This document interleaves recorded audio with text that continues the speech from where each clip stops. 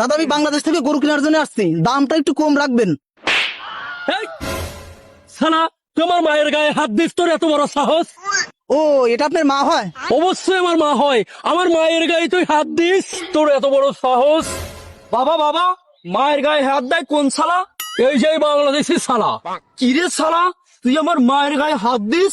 ও আল্লাহ, এটা দেখতেছি বাপেরও মা সাওয়ালেরও মা। এই যে বাংলাদেশি শালা, উল্টা পাল্টা কথা বললে মাকে তোর কাছে বেচবই না শালা। ও তাহলে একটা কাম কর, তোর মার বেচা লাগবে না, তোর বাপের বেচ। কি রে শালা, বাপের বেচবে মানে? কে আইডি তো হাতে আছেই। কি শালা, আরে সাথী আছে মানে কি রে শালা? কে গাই যদি তোর মা হয়, আইডি তো তোর বাপই হয়। কে শালা, ফালতু কথা বলবি না। গরু কিনতে এসেছিস, কিনে নিয়ে যা। আর যদি বেশি কথা বলিস তোর কাছে বেচবই না। আচ্ছা ঠিক আছে দাদা, মেলা দিন গরুর গোস্ত খাই না, মা গরুটাই নিয়ে যাই।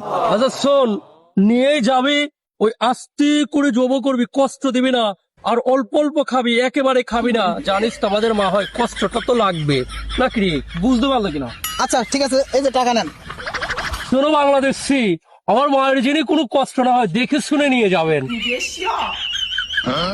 সালারের মা হয়, আবার মার বেশি খায়।